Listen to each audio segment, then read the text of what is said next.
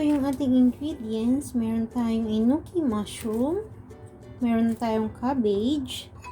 At maglalagay tayo dito ng 1 teaspoon. Teaspoon lang siya guys kasi konti lang yung ating ingredients. So, ang gagawin natin is maglalagay tayo ng 1 teaspoon. And also 1 spoon na soy sauce. At yung una kanina is oyster sauce, 1 teaspoon. 1 teaspoon na cornstarch.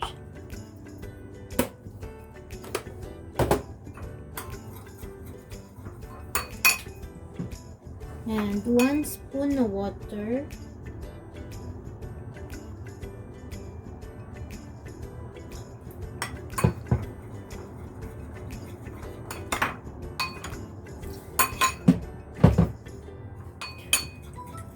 Kailangan yung tikman yung inyong sauce. Pag sobrang pait siya, pwede nyong dagdagan ng water.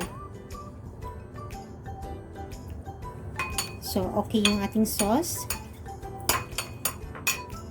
At yung sesame oil, maglalagay tayo mamaya sa ating after na magluto. So, set aside natin to. Ika-cut natin siya dito sa gitna.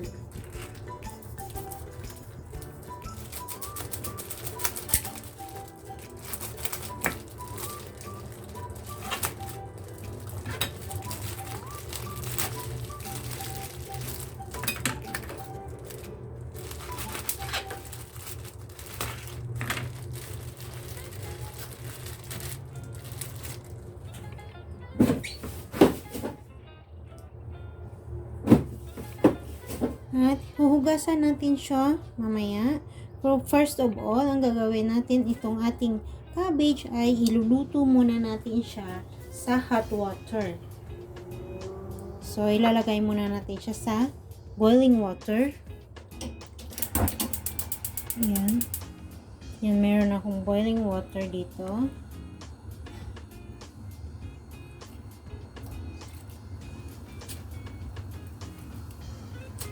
Ilalagay muna natin siya dyan hanggang sa lumambot.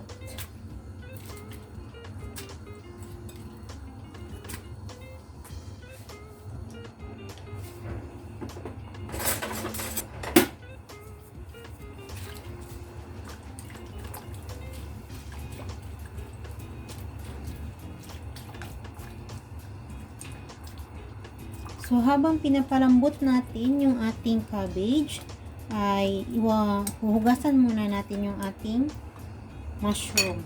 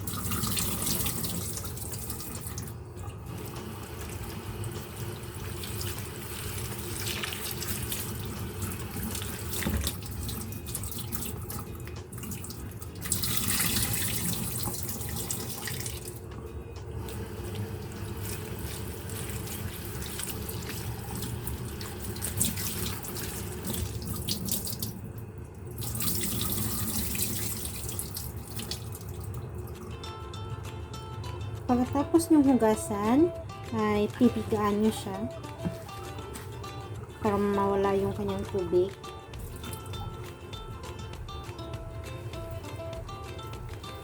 Yan, so ito na.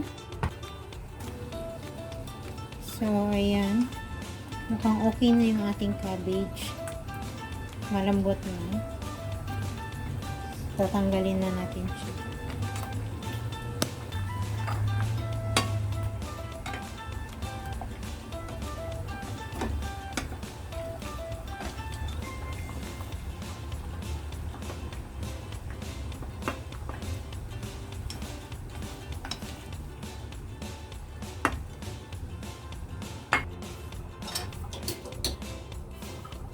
So, ang gagawin natin ay itong ating cabbage. Yan. Medyo mainit pa siya.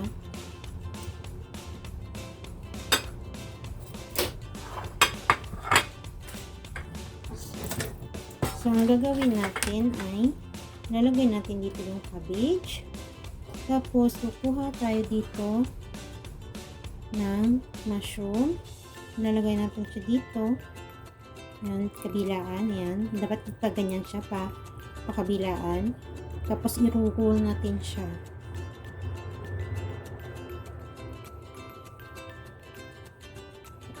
Ayan.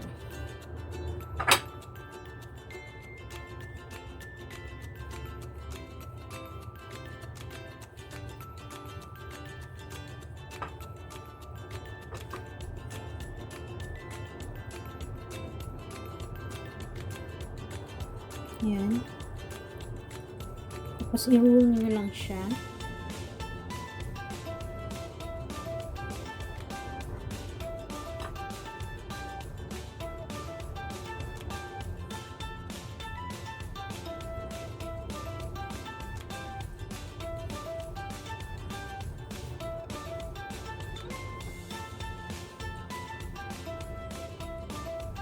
Ulit-ulit lang. Depende yan sa inyo kung gaano kadami yung inyong gagamitin. Pero yung sa akin ay 5 piraso lang yung nakayanan ng isang cup na Enoki mushroom. So, ito lang yung ating lulutuin ngayon. Pero pag marami kayo or gusto niyo ng maraming proportion ng food, pwede kayong magdagdag ng inyong ingredients. Ganon din sa kanyang seasoning mamaya or sa kanyang sauce mamaya ay magdadagdag din kayo ng tansyahin nyo na lang guys kung magkano yung idadagdag nyo, basta hindi lang siya sobrang alat na yung sauce niya.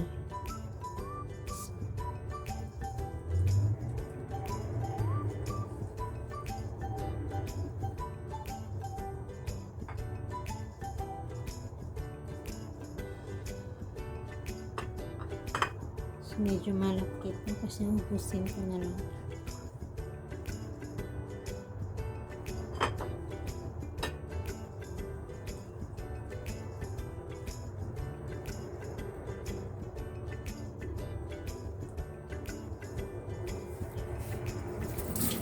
So, ayan na guys. And ready na tayo for cooking.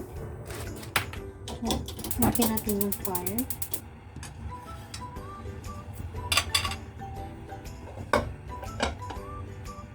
Maglalagay tayo ng oil.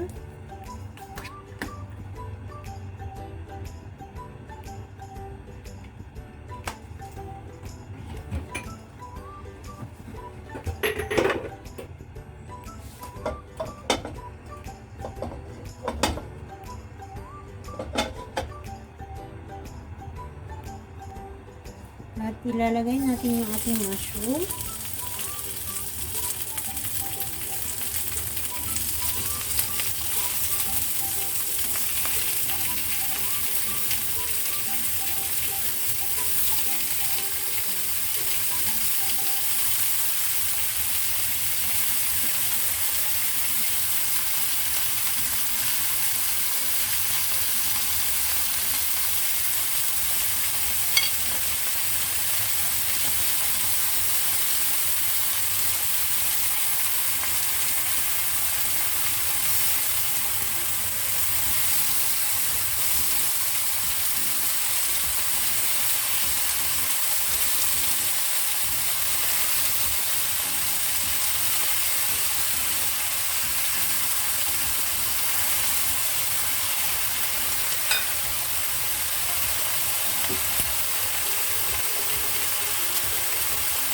Lagyan ng kunting tubig.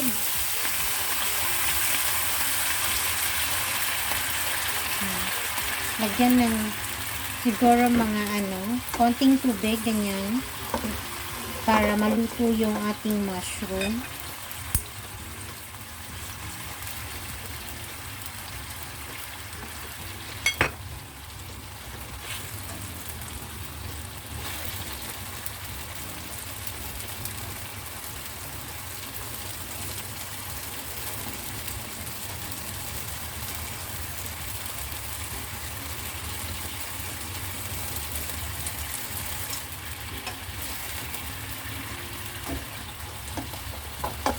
So, pag sa tingin ninyo ay malambot na yung mushroom at luto na siya, ilalagay nyo na yung sauce.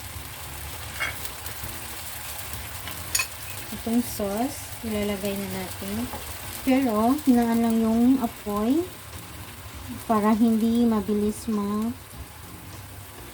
tuyo yung ating sauce. So, ang gagawin natin ay ilalagay lang natin yung sauce niya.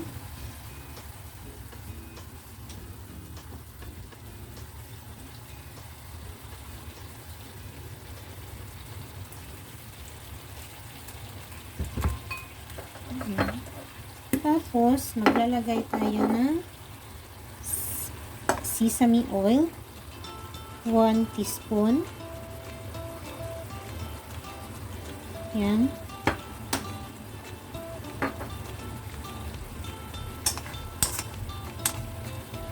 Tapos, hintayin natin na mag-creamy yung sauce.